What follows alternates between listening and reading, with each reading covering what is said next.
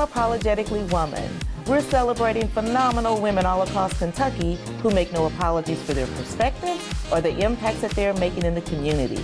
Today we're celebrating Amber Catron. Amber is a wife, a mom, an educator, and elementary principal at Model Laboratory Schools. Unapologetically Woman, Amber, that's you. Congratulations. Thank you. It's a privilege. So, tell me, how did you get into education? Sure. I think it's something that I fought for a long time, to be honest with you. I started high school helping out, doing junior achievement, things like that, and loved working with kids. And then I decided that I was going to go to Eastern, and I decided to be major in law, and I wanted to be an attorney. Okay. And then while I was there, I just worked an after-school program, and I was like, this is my calling. This is what I need to do. And a lot of people there kind of said, this is what you should do. Why are you trying to study law? You need to study education. So I went into education, and it's been there ever since. 17 years. You years. say this is not a job for you. This is your career. Yeah. This is your passion. This is everything for you. It's like a calling, absolutely.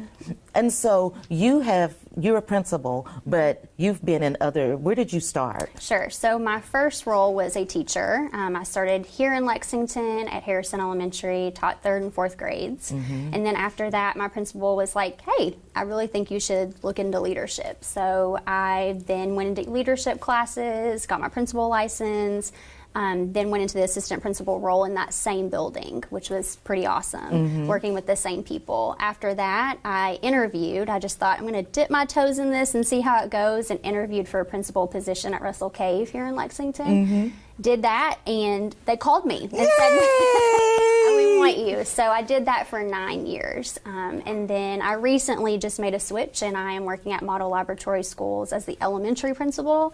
That's housed on Eastern's campus. So my role there is a little bit different than it's been in the past. And being in Richmond, that's closer to home for you. It is. That's where we're from. I live there with my husband and my son, and he goes to school there, so just closer to home. And so we call him the cheeseburger. We do. Because that's what John calls him, so that's what we all call him. Yeah. Tell us about your family. Yeah, so I have a husband that works here for Community Action, and we've been together for a long time.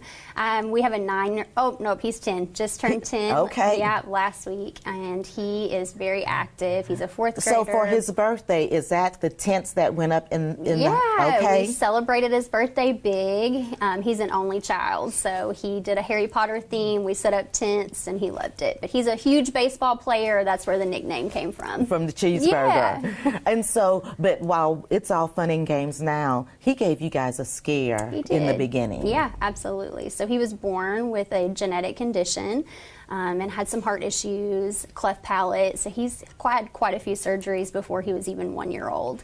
So he's been through a lot, and we've been through a lot with him, but he's the strongest 10-year-old I know. And so just for parents, because none of us want anything to ever be wrong with our kids, ever. What would you say to parents if they find themselves in the same situation? It's going to be okay. And to find people to talk to and have a venue to let all that out, but know that your child is going to give you so much more strength than you could ever imagine, that you'll be fine. Because I think that it's hard, for people, because you always feel like you're alone. Sure. In a certain space. Absolutely.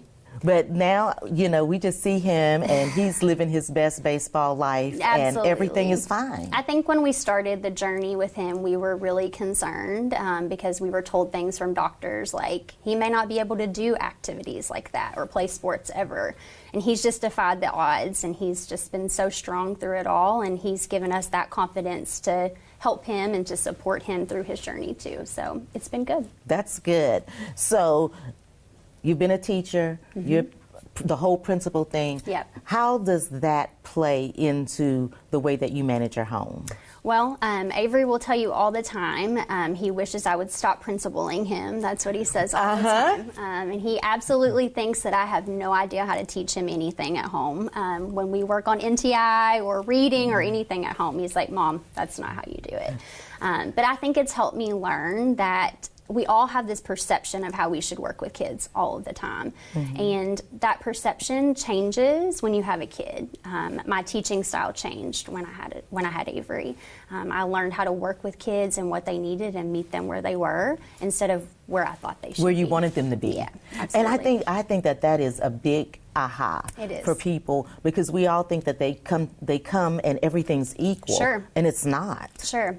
That's been a big part of my career. I've had the privilege of working in mainly Title I schools. So I've seen the gambit of students really having some high needs and to students that are excelling and needing enrichment and things like that. So as a teacher, your job is not just to be there to have the status quo. Your job is to challenge everyone, no matter what level they're on, and give them that support. So that's been one of my biggest journeys, and making sure that we have equitable learning environments for everyone and that we're providing that for everybody has been a big part of my journey. And how do you advocate for that?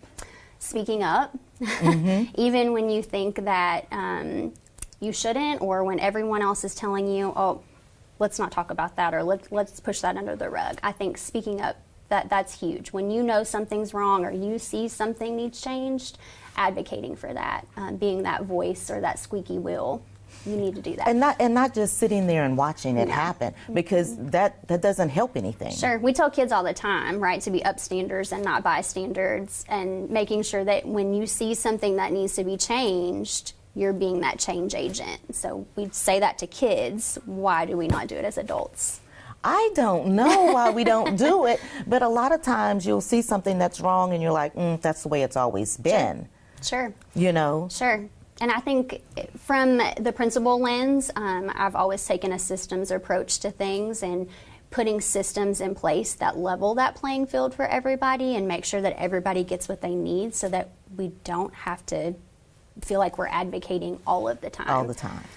That's been really important. All of the schools that I've been a part of, that's the work that we've really dug into, is making sure that what we were doing was right for kids, no matter who you are. Right. No matter where you come from. So That's right. Yeah. I always say, I don't think where you live should determine what kind of education you get. Your demography does not determine your destiny. It does not. Absolutely. It doesn't. And so when you think about things in education for the future, what would you like to see? I think I would love to see more collaboration. There's such great things going on in different schools and silos, and I feel like we're at a point in education right now where those things, we're all doing great things for kids. We need to be able to share those things. We need to be able to work together to really enhance what we're offering students. And one of the ways that you do this is you work hard for family engagement. Absolutely. Yes. At my previous school, we actually had to really advocate for family engagement. That school was over 80% EL students, so most of the students spoke a second language at home. English was not their first language. And we really had to advocate for our parents. Our parents maybe didn't feel as comfortable coming into school and participating in events. And we noticed when we would have cultural events, they would show up and they were happy and they were so excited. But one of the first things that I noticed was when we presented information to them, it was all in English. And they don't speak English, or that wasn't what they were comfortable with. So we flipped the script a little bit, and we decided that we would bring interpreters in to speak English for our families and do main presentations in Spanish or whatever language Whatever we the needed language to was. do. Absolutely. And so that we engaged our parents that way, and we started having double the amount of parents come into family events and actually participating, and not just coming and Not just being showing there. up. They were actually participating. Well, when you feel like you belong somewhere, you'll show up more often. Absolutely. And actually, we worked with our family and community liaison. We worked with Harvard on a study with that, and we got published in one of Harvard's studies. So that was a pretty cool moment to be on a Zoom call with Harvard grad school students. You're and like, working on that. I'm working with Harvard. Yeah, absolutely. So that was pretty cool to study. And so one of the things that you say is, let's just be honest about it. The work that we do is not easy. It's hard. Very hard. Yeah, many tears. It's a work of heart all the time. Do you think that there's something that can be done that would make education, because we're the whole country is having a teacher crisis Sure. right now. Do you think that there's anything that can be done to, ease that a bit? Yeah, I think we all need to think about giving each other grace. I think sometimes we're so quick to say it's parents or we're so quick to say it's teachers, and I think that us all just taking a breath and knowing that we're all on the same page for kids, we're all here for the same reason, that's important. And when you realize that we're all team your kid, then you work better together. So that's the approach that I try to take all of the time. Well, and you've been sharing this approach because you also present at different conferences. Sure. Definitely have presented that approach through Harvard, so that was a good venue. Also have done some refugee conferences as well, and then have shared that with KASA, so the Administrators Association here in Kentucky as well. Girl, you're doing all kind of things. I'm going to give the last word to you for young girls or young women that may be looking at you and thinking, I might like to be like her someday.